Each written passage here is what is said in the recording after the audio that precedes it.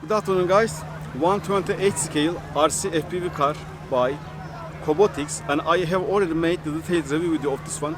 There is only one thing remained that I didn't test: the outdoor performance. So let's see how the camera performs in outdoors. Let's begin.